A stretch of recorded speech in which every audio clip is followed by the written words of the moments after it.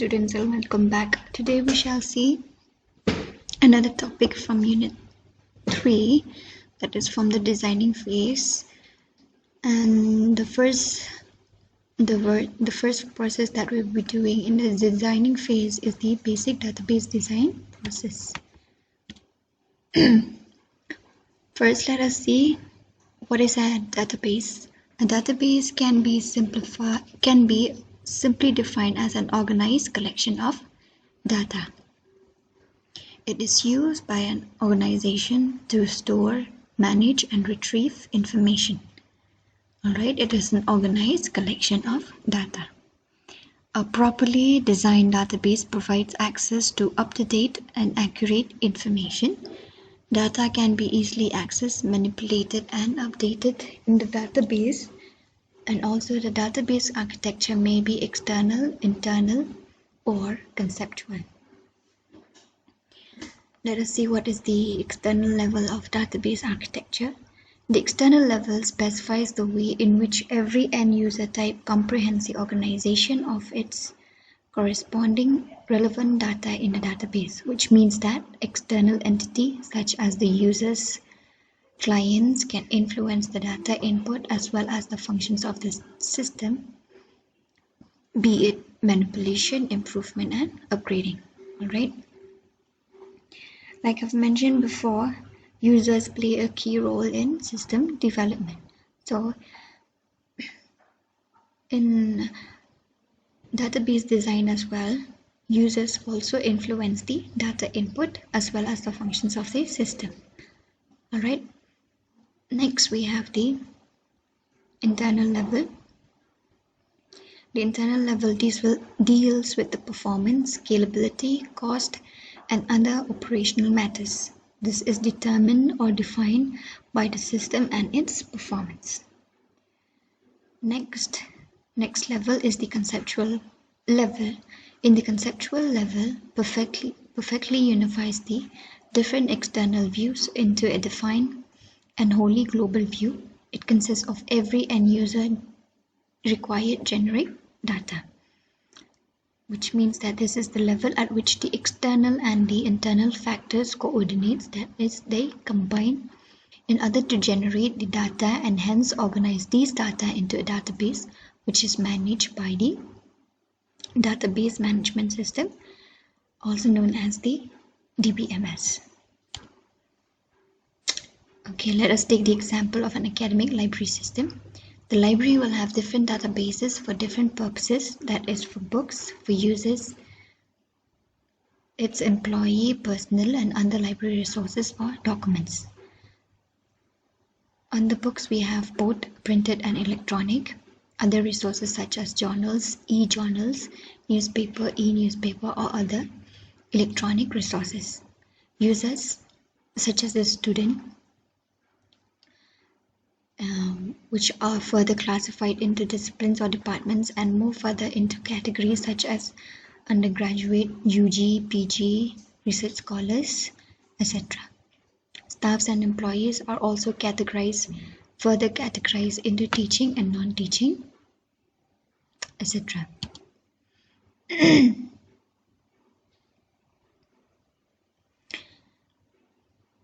Let us see the database design. A typical database organizes data into rows and columns, which is collectively known as a table. Alright, this is popularly seen in the relational database where we have rows and columns. Alright, each row is correctly called as record and columns is called field. Alright, as you can see in the following figure, alright, you can see there the name, address, city, state, zip, email, department, and phone. These are all records in a row, alright, whereas the columns here, they are individually called the field. Right, a record consists of a combined information about something, whereas a field only holds a single information. Alright.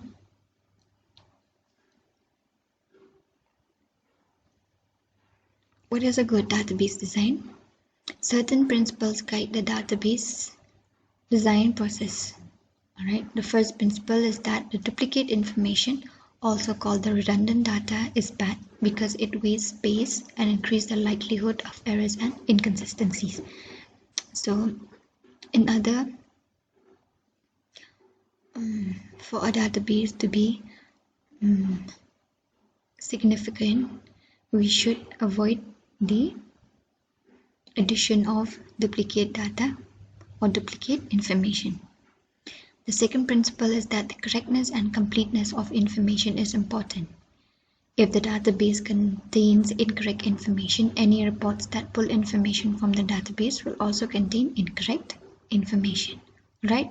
So each and every data or information in the database should be correct and complete. All right, that means if you have these kind of these attributes in the row, each and every field should be filled. That means it should be complete, and each and every data should be correct. As a result, any decisions you make that are based on those reports will be misinformed. A good database design is therefore one that divides the information into subject-based tables to reduce redundant data, such as dividing students' database into department-wise. Alright. Provides access with the information it requires to join the information in a table together as needed, help support and ensure the accuracy and integrity of the information.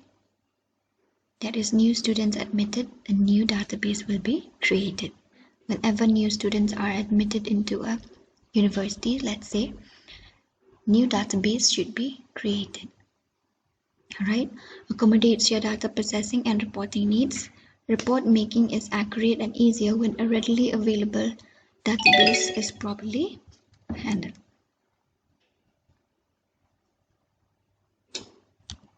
Next.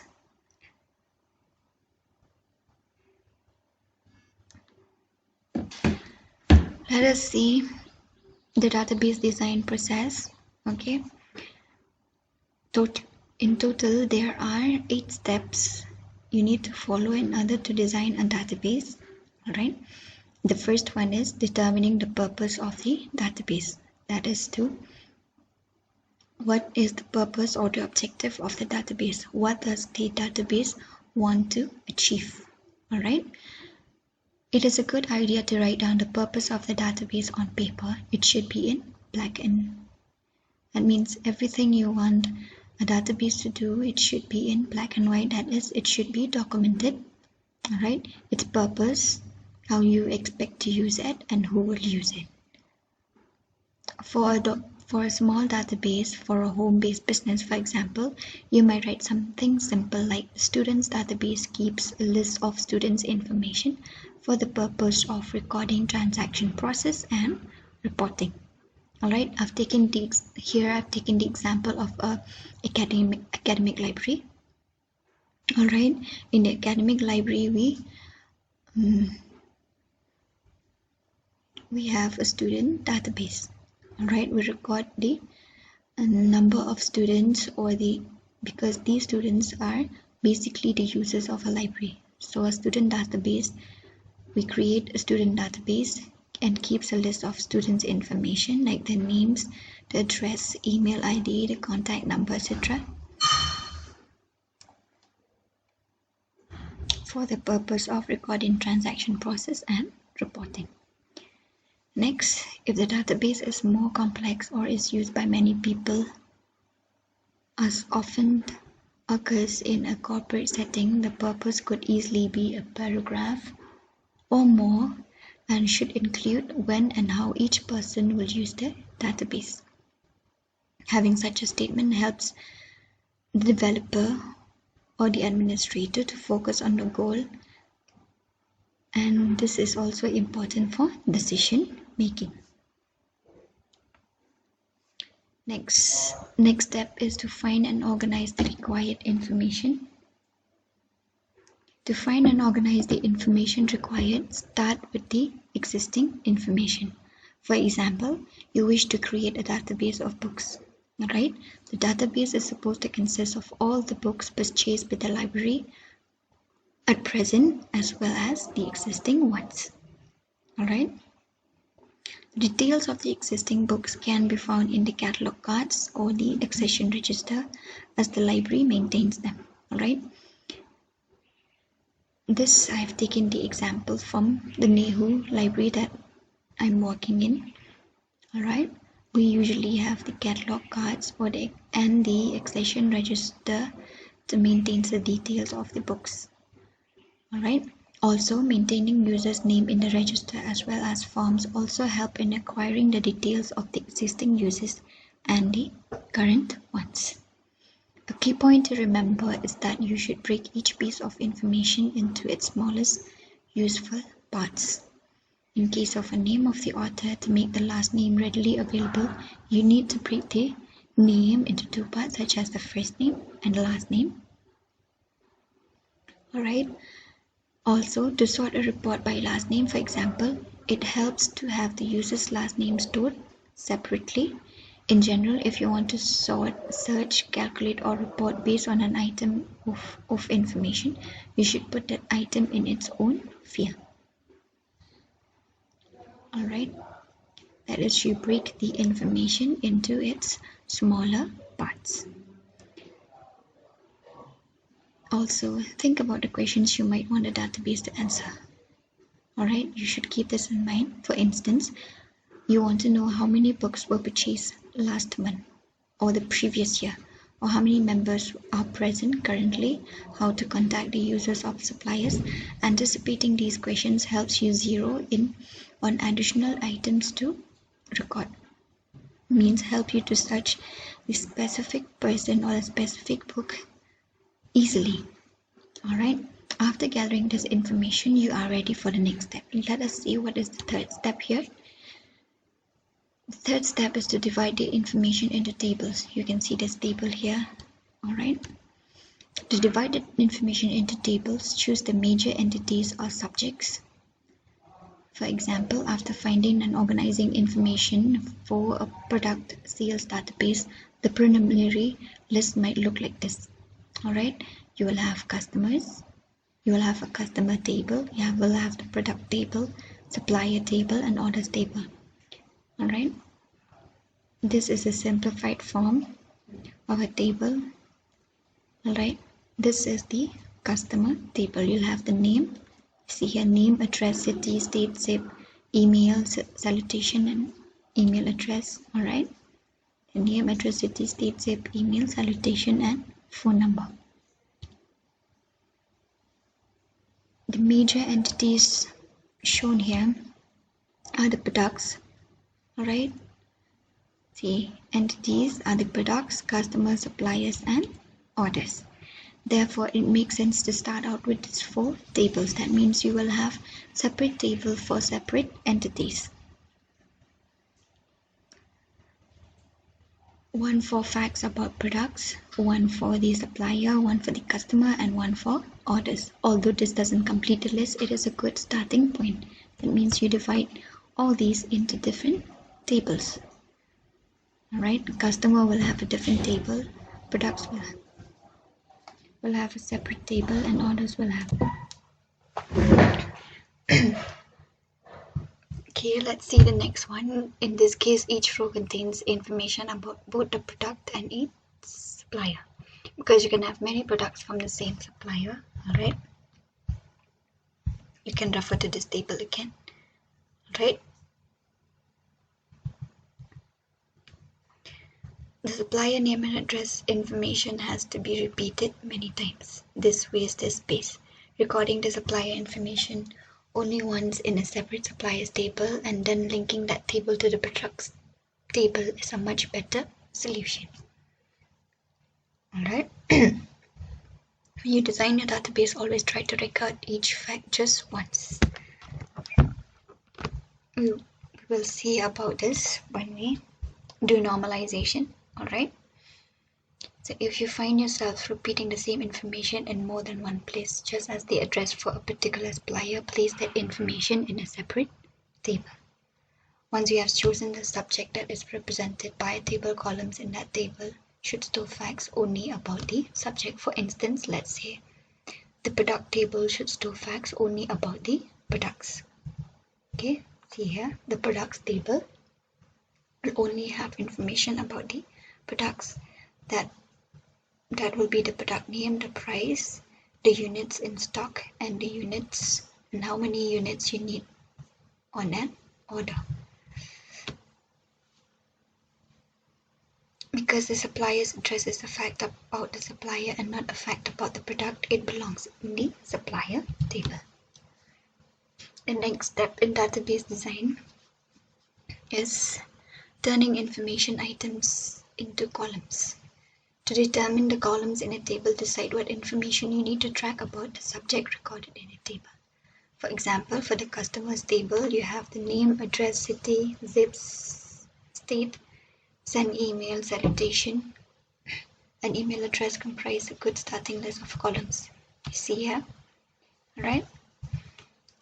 Each record in the table contains the same set of columns, so you can store name, address, city, state, zip, send email, salutation, and email address information for each record.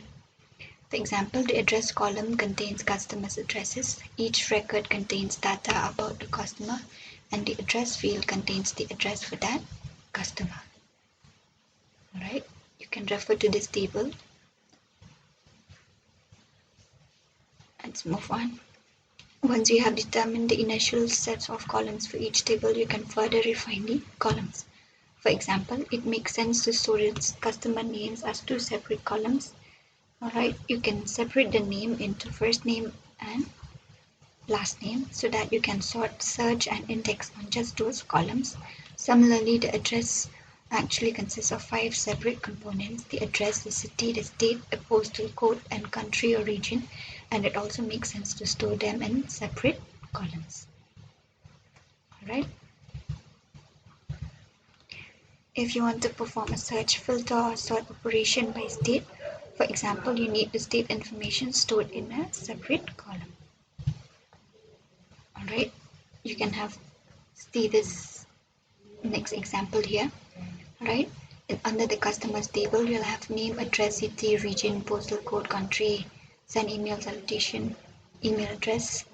Right, here the name can be further classified or categorized into the last name and first name. Right, once you have refined the data columns in each table, you are ready to choose each table's primary key. Let us see how to choose a primary key in the next step. The next step is to specify primary keys. Each table should include a column or set of columns that uniquely identifies each row stored in a table. For example, if you look at your identity card, you will see your ID number. Alright, that ID number is a unique identification number for each and every student. Right, this can act as a primary key in a database. This is often a unique identification number, such as an employment ID. Alright, see this one, employment ID 1401240001. Right, the ID number here, all these ID numbers here can act or can be assigned as the primary key for a student's database. In database terminology, this information is called the primary key of the table. Access uses primary key fields to quickly associate data from multiple tables and bring the data together for you. Alright, when you want to search, suppose now in a library database, right, we usually upload your details in Koha. Alright, and in Koha, if you want to search the information about a particular patron or a particular user, you can just simply type the ID number and you will get all the details about the particular person. Right? A primary key must always have a value If a column's value can become unassigned or unknown, or the value is missing at some point, it can't be used as a component in a primary key, right? If the value in a particular column, such as the employment ID, if the value is missing, all right, then that value cannot act as the primary key, right? Primary key must always have a unique value, all right? You should always choose a primary key whose value will not change. In a database that uses more than one table, a table's primary key can be used as a reference in other tables. Let us see the following example. In the table below, it comprises of mixed student database from various departments. See here, the name is categorized into last name and first name. For the first person, the last name is Hopkins, the first name is Anthony. He belongs to the Department of Library and Information Science. The year of admission is 2014. And his membership in the library is valid for 2 years. That it will end in the year 2016. Then the phone number and followed by the email address. Since every student will have their ID number, which is a unique identification number assigned to them, here the ID number being unique for every student can be taken as the primary key for the student's database. Alright, hence by using as the ID number as the keyword, we can locate the details of a particular student and see his or her activities, such as the transaction process in the library, right? Because each and every student will be a member of the library, and that will be assisted by the use of the Koha software. The next step in database design, we have creation of that table relationships. Right, there will be 4 types of relationship. One is one-to-one relationship, other is one-to-many, next is many-to-one, and we also have many-to-many relationship. Let us see the first type of relationship. A pair of tables bear a one-to-one relationship when a single record in the first table, let's say table A, is related to only one record in the second table, here table B, and a single record in the second table is related to only one record in the first table. As you can see here, a single record in table A is related to only one record in table B, and vice versa. A one-to-one relationship usually involves a subset table. Not always, obviously not always, but it usually involves a subset table. You can refer to this table here, right? The material for this lecture is uploaded in your Google Classroom, so you can check there. And you can also refer to the book, to the recommended textbook, that is a modern system analysis and design by Jeffrey Hoffer. You can refer to the textbook for more information. Alright. Next we have one-to-many relationship. A one-to-many relationship exists between a pair of tables when a single record from the first table can be related to one or more records in the second table. You can see the following example. Alright. Let's say you have table A, that is customers table, and another table, customers rentals. Alright. You can see here the customer Andy Baron, alright, with customer ID 9003. Alright, he will have 3 relationship with the second table, that is the customer rentals. That means he checked out 3 video resources, right, which has video ID of 10202, and he checked out on the 28th of September 2001, right, and so on. Next, we have one many-to-many relationship. A pair of table bears a many-to-many relationship when a single record in the first table can be related to one or more records in the second table. Right? You can see in the following example here. All right.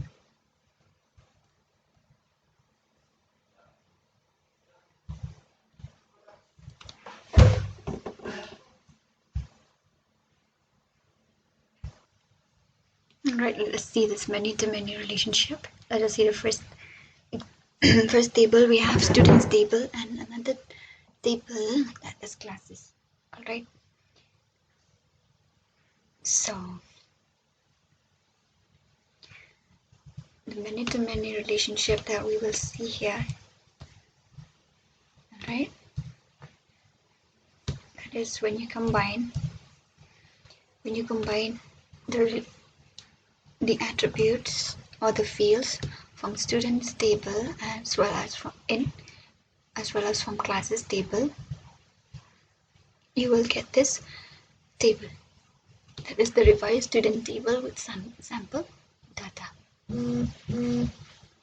Alright, as you can see here, these students Zachary, Elrich and Susan McLean, alright, they attend more than one class. As you can see here, Susan McLean attends Introduction to Political Science, Advanced Music Theory, Introduction to Biology. Alright, it means she have many relationship from, means a student will have many relationship with that of the classes table. Right? Check these two tables and check this refined students table. Right? Here, a student can attend one or more classes during a school year. So a single record in the students table can be related to one or more records in the classes table. Conversely, one or more students will attend a given class. So a single record in his classes table can be related to one or more records in the students table. Right? And let us move on to the next step, that is refining the design. Once you have tables, fields and relationships you should create and populate the tables with sample data and try working with the information, creating queries, adding new records and so on. During this step, helps highlight potential problems. For example, you might need to add a column that you forgot to insert during the your design phase, or you may have a table that you should split into two tables to remove duplication. Alright, that means you can perform different functions in a database, that is insert, delete or update. Alright, so if you can use the database to get the answers you want, create rough drafts of your forms and reports and see if they show the data you expect. Look for unnecessary duplication of data, and when you find any, alter your design to eliminate it. As you try out your initial database, you will probably discover room for improvement. And the last step, that is to apply normalization rules. Alright, we will have different level of normalization. Now let us see what is normalization. You can apply data normalization rules as the next step in the designing phase. You can use these rules to see if your table are structured correctly. The process of applying the rules to your database design is called normalizing the database, or just normalization. Normalization is most useful after you have presented all of the information items and have arrived at a preliminary design. The idea is to help you ensure that you have divided in your information items into appropriate tables. That is, your information should exist or should be placed in appropriate tables. What normalization cannot do is ensure that you have all the correct data items to begin with. You apply the rules in succession at each step, ensuring that your design arrives at one of what is known as the normal forms. 5 normal forms are widely accepted, and the first normal form, that is, from the first normal form to the 5th normal form. Let us see the first normal form here. Take a look at the take a look at the following table. You have the first employee name, that is Alex. He has 2 contact numbers, alright, as well as David. David also have 2 contact numbers. So for this table to be appropriate, we must convert, or we must adopt the first normal form, alright, and then this table will become like this. That means here the 2 values of phone number will exist in separate rows. Alright, you see Alex's phone number, alright, they will be placed in different rows, as well as David's. Second normal form. The first condition in the second normal form is that the table has to be in the first normal form. The table also should not contain partial dependency. Here, partial dependency means the proper subset of candidate K determines non-prime attribute. Take a look at the following example. Alright, you have employment ID 1 ADU 001, and you have department ID as EDT1, and the office location is Pune. This table has a composite primary key, that is the employment ID, as well as the department ID. The non-key attribute here is the office location. In this case, the office location depends on the department ID, which is only part of the primary key. Therefore, this table does not satisfy the second normal form. However, to bring the previous table to second normal form, we need to break the table into 2 parts, which will give us the below tables. As you can observe here, we have removed partial functional dependency that we initially had. Now in the table, the column office location is fully dependent on primary key of the table, which is department ID. Right? Then the third normal form will proceed after the table has been converted into the second normal form. The other condition is that there should be no transitive dependency for non-prime attributes. That means non-prime attribute which does not form the primary key or the candidate key should not be dependent on the other non-prime attributes in the given table. Right? Take a look at this example here. We have a student table. Right? In the above table, the student ID determines the subject ID, and the subject ID determines the subject, that is the name of the subject. Therefore, the student ID determines the subject via the subject ID. This implies that we have a transitive functional dependency, and this structure does not satisfy the third normal form. Now, in order to achieve the third normal form, we need to divide the table as shown in the following. Alright, as you can see in the tables here, the non-key attributes are now fully functional dependent only on the primary key, that is the student ID or the subject ID. In the first table columns, student name, subject ID and address are only dependent on the student ID. Alright, and in the second table here, the subject is dependent only on the subject ID. Alright, let me repeat. In the following table, the non-key attributes are fully dependent on the primary key. Right? The primary key in the first table here is the student ID, whereas in the second table, the primary key is the subject ID. Alright? Okay, that is all for the database design process. Again, please reach out and clarify your doubts if you have any. Thank you.